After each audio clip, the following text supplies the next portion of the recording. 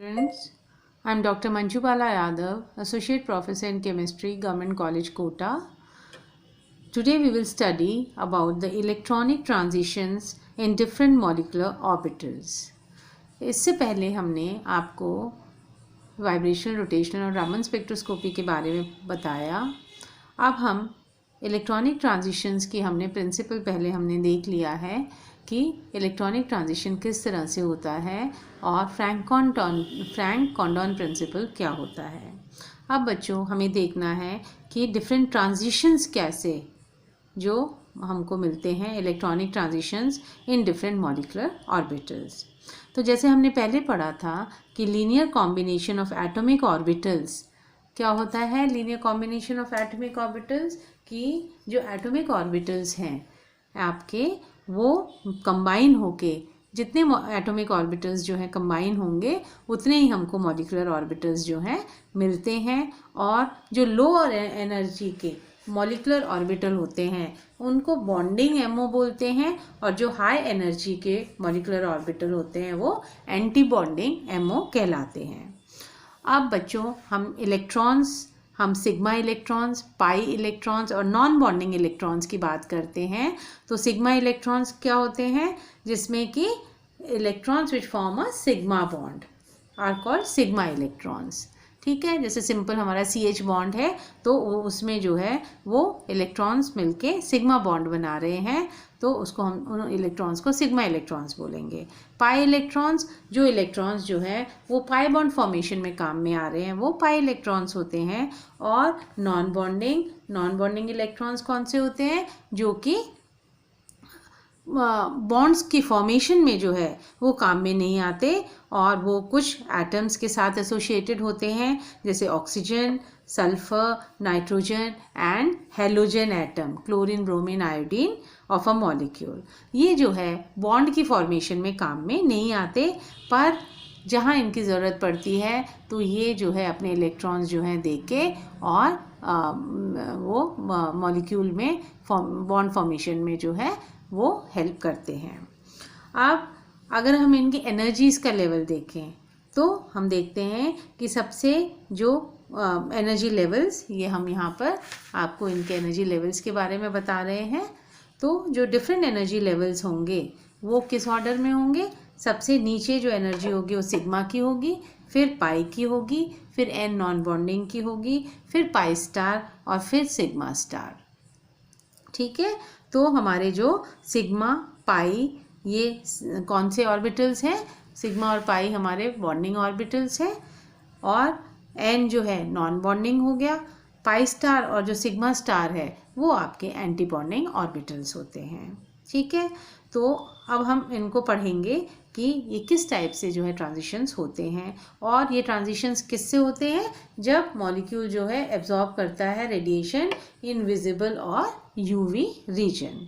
ठीक है, तो हम देखते हैं कि जो order of energy in transitions का आएगा वो क्या आएगा, सबसे ज़्यादा एनर्जी जो लगेगी सिग्मा स्टार ट्रांजिशन में, उससे कम एन सिग्मा स्टार ट्रांजिशन, उससे कम पाई स्टार ट्रांजिशन और सबसे कम जो है एन पाई स्टार ट्रांजिशन में लगेगी। ठीक है, तो इस प्रकार से हम ट्रांजिशंस को शो करते हैं। नीचे बॉन्डिंग एंड इलेक्ट्रॉन जो है वो एनर्जी एब्जॉर्ब करके जो है एंटी बॉन्डिंग ऑर्बिटल्स में चले जाते हैं। अब हम वन बाय वन जो है इनको पढ़ेंगे, इन ट्रांजिशंस के जो है एग्जाम्पल्स हम देखेंगे। तो सबसे पहले है आपका सिग्मा स्टार ट्रांजिशन, यानी कि हम जैसे उदाहरण ले रहे हैं मीथेन का, CH4 मीथेन आपका। तो मीथेन में जब एनर्जी एब्जॉर्प्शन होता है यूवी विजिबल में, फार यूवी रीजन में ये जो है एब्जॉर्ब करेगा, फार यूवी रीजन में, और यहाँ पर ये फार यूवी रीजन में एब्जॉर्ब करता है और हमको क्या मिल जाता है, मिथाइल रेडिकल मिल जाएगा, मिथाइल रेडिकल और साथ में हाइड्रोजन एटम।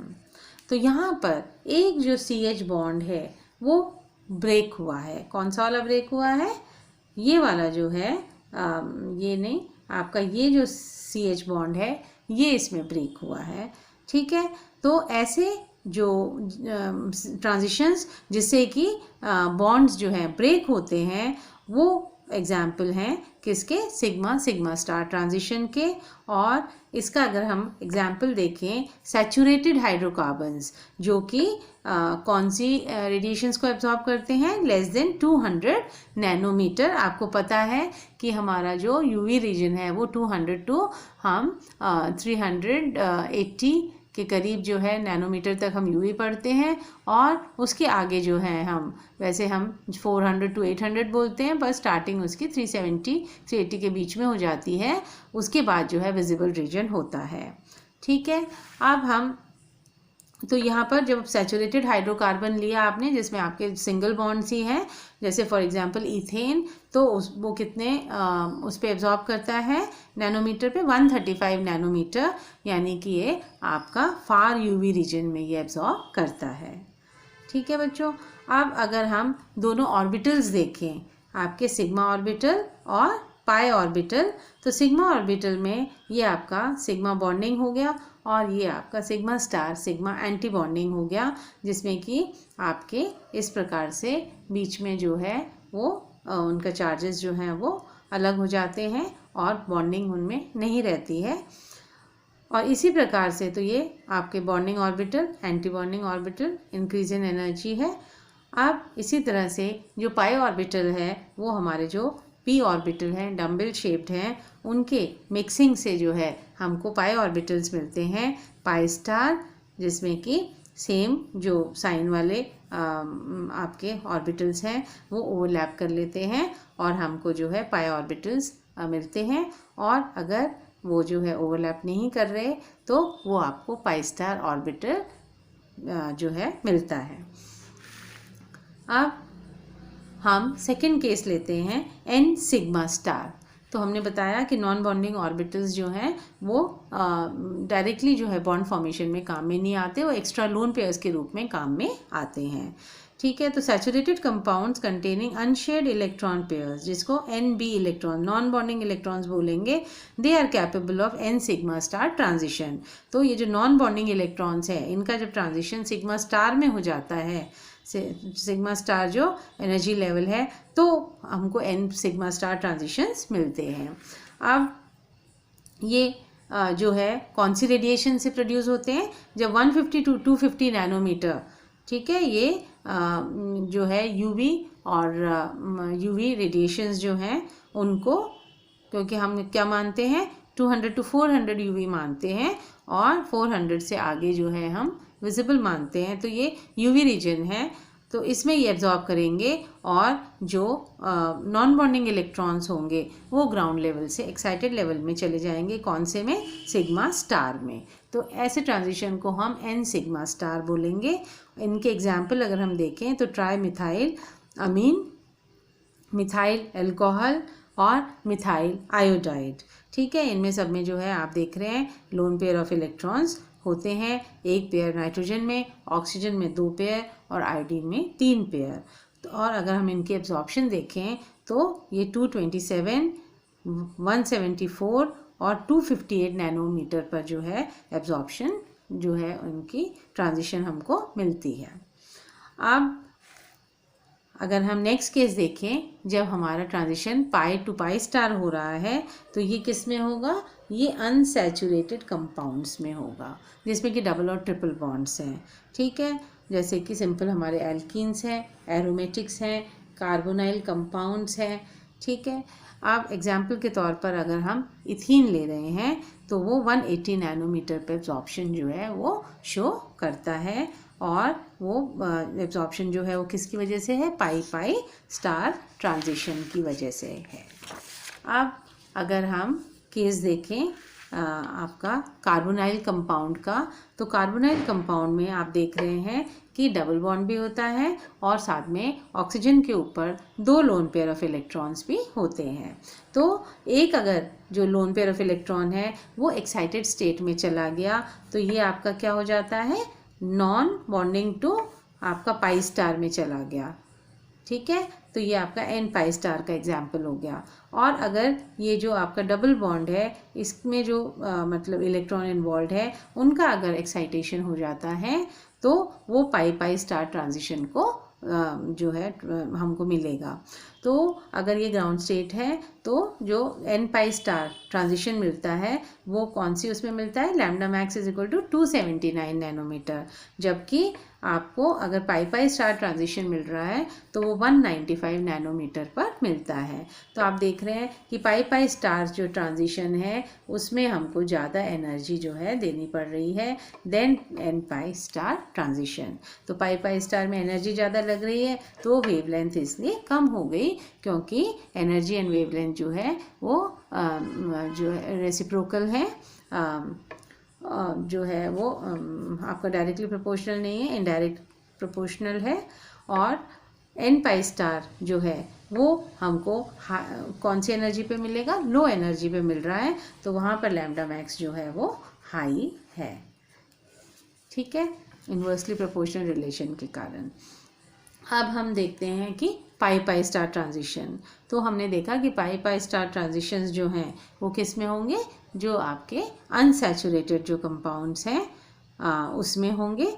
और इसका जो एक एग्जांपल हम लेते हैं वो कॉन्जुगेशन का लेते हैं, ब्यूटाडाइन का लेते हैं। तो हम कहते हैं कि अगर कोई दो ब्यूटाडाइन का केस अगर हम लें कॉन्जुगेशन का, तो दो अगर क्रोमोफोरिक ग्रुप्स अगर सेपरेट होते हैं बाय सिंगल बॉन्ड तो वो क्या हो जाता है, कॉन्जुगेटेड सिस्टम हो जाता है, जैसे कि ब्यूटाडाइन में है। इसमें जो दो क्रोमोफोरिक ग्रुप्स हैं वो सेपरेटेड बाय सिंगल बॉन्ड है, इसलिए कॉन्जुगेटेड सिस्टम हो गया। और इस कॉन्जुगेटेड सिस्टम में जो इलेक्ट्रॉन क्लाउड्स हैं वो इनके जो इलेक्ट्रॉन क्लाउड्स हैं वो आपस में ओवरलैप करके हमको मॉलिक्यूलर एक्सिस के ऊपर और नीचे जो है वो क्या दे देंगे, ओवरलैप कर लेंगे और डीलोकलाइजेशन हो जाएगा इलेक्ट्रॉन क्लाउड का, and it is easily excited to pi star. तो जहाँ पे कॉन्जुगेशन है वहाँ जहाँ पर सिंपल डबल बॉन्ड है वहाँ तो होगा ही, है ना। पर अगर कॉन्जुगेशन साथ में आ गया है, डीलोकलाइजेशन हो गया है इलेक्ट्रॉन क्लाउड का, है ना, तो उसमें जो है excitation easily to pi star हो जाएगा और इसलिए इसमें लेस एनर्जी जो है वो लगेगी कॉन्जुगेटेड सिस्टम्स में। हमको क्रोमोफोरिक ग्रुप्स क्या होते हैं, जो मॉलिक्यूल में वो ग्रुप्स जो इनकी वजह से जो कि एनर्जी को एब्जॉर्ब करते हैं यू विजिबल रीजन में और जिनकी वजह से जो है वो कंपाउंड कलर शो करता है, वो हमारे क्रोमोफोरिक ग्रुप्स होते हैं। तो हम कहते हैं कि कॉन्जुगेटेड सिस्टम में बहुत कम एनर्जी यूज़ होती है, इसलिए वो लॉन्गर वेवलेंथ के ऊपर जो है एब्जॉर्ब करेंगे। इसलिए अगर हम एग्जाम्पल लें ब्यूटाडाइन का और 2-ब्यूटीन का, है ना, ब्यूटाडाइन और 2-ब्यूटीन जो है दोनों क्या होते हैं, आइसोमर्स होते हैं। ब्यूटीन क्या है आपका,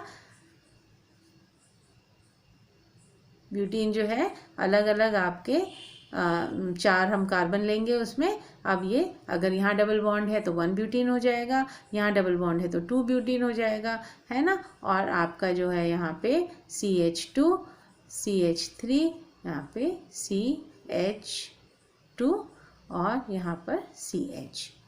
ठीक है, तो अगर हम किसका एग्जाम्पल ले रहे हैं, कंपैरिजन किस में कर रहे हैं, ब्यूटाडाइन में और आपका 2-ब्यूटीन में, तो ये देखा गया कि ब्यूटाडाइन के केस में लेस एनर्जी पर एब्जॉर्प्शन होगा और सिंपल ब्यूटीन में जो है वो जो उसका आइसोमर है उसमें ज़्यादा एनर्जी का एब्जॉर्प्शन जो है ज़्यादा एनर्जी होगी एब्जॉर्ब एट, इसलिए वो लॉन्ग शॉर्टर वेवलेंथ करेगा और ब्यूटाडाइन जो है वो लॉन्गर वेवलेंथ पे करेगा।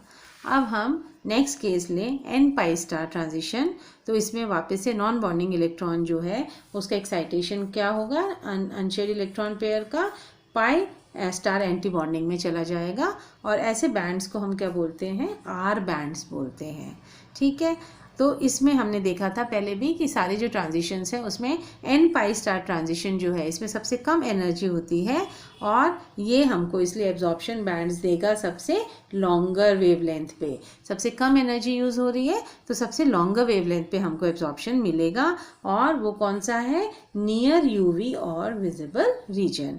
ये हमारा विजिबल है 400 to 800 हम नॉर्मली इसको बोल देते हैं, और इसके आगे 200 to 400 आपका यूवी है, ये विजिबल है। तो यहाँ पे जो है ये आपका नियर यूवी हो जाएगा और ये आपका फार यूवी हो जाएगा, है ना। तो यहाँ पे हम क्या कह रहे हैं कि it gives rise to absorption band at longer wavelength. ठीक है, यहाँ पे हमको ये जो है लॉन्गर वेवलेंथ, इस तरफ लॉन्गर वेवलेंथ हमारी इस तरफ लैम्डा इंक्रीज होती है, तो यहाँ पर हमको मिलती है और इसको हम नियर यूवी या विजिबल रीजन बोलते हैं। सैचुरेटेड जो एल्डिहाइड्स और कीटोन्स, जैसे कि हमने ऊपर एग्जाम्पल लिया एल्डिहाइड्स एंड कीटोन्स का, तो सैचुरेटेड अगर एल्डिहाइड्स एंड कीटोन्स हैं और वो एग्जिबिट करते हैं absorption of low intensity at 279 nanometer because of n pi star and absorption of high intensity around 195 nanometer due to pi star transition। तो ये केस अभी हमने पढ़ा यहाँ पर कि जो n pi star transition है वो lambda max 279 पर एब्जॉर्प्शन शो करता है, और जो हमारा pi स्टार है वो 195 पे एब्जॉर्प्शन शो करता है। तो जो 195 nanometer that is due to pi star, वो हमको हाई इंटेंसिटी की एब्जॉर्प्शन बैंड मिलती है, और 279 वाला क्योंकि वो लो एनर्जी, आपकी उसमें एनर्जी कितनी चाहिए, 279 वाले में हमको लेस एनर्जी चाहिए n pi स्टार वाला, तो उसमें जो इंटेंसिटी मिलेगी वो लो इंटेंसिटी मिलेगी। तो इस प्रकार से बच्चों हमने देखा कि 4 टाइप के ट्रांजिशंस हम पढ़ते हैं, sigma sigma star, n sigma star, pi star और n pi स्टार, और किस प्रकार से एनर्जी जो है सबसे ज़्यादा किस में यूज़ होती है, सिग्मा सिग्मा स्टार में, और सबसे कम जो है वो n pi स्टार में यूज़ होती है, और किस प्रकार से अलग अलग हमको जो है एब्जॉर्प्शन मिलती हैं डिफरेंट ट्रांजिशंस के उससे, है ना। अब आगे जो है हम इनके एप्लीकेशंस पढ़ेंगे कि यूवी विजिबल स्पेक्ट्रोस्कोपी से हमको क्या एप्लीकेशंस है, कहाँ वो यूज़ हो रही है। बहुत ज़्यादा जो है इनको हम कलरीमीटर्स भी बोलते हैं, जहाँ सिंपल से विजिबल स्पेक्ट्रोफोटोमीटर है उसको हम कलरीमीटर बोलते हैं, और अगर दोनों है उसमें यूवी और विजिबल रीजन दोनों को पढ़ा जा सकता है, उनको हम यूवी विजिबल स्पेक्ट्रोफोटोमीटर बोलते हैं। तो ये जो है लेटेस्ट, जो हम पहले हम टाइट्रीमेट्रिक मेथड जो है रिसर्च में बहुत ज़्यादा यूज़ करते थे, अब टाइट्रीमेट्रिक मेथड को जो है रिप्लेसमेंट यूवी विजिबल स्पेक्ट्रोस्कोपी ने कर लिया, जो कि स्ट्रक्चर्स के बारे में भी बहुत जानकारी देती है, और साथ में जो है इसके और भी एप्लीकेशंस हैं। Thank you.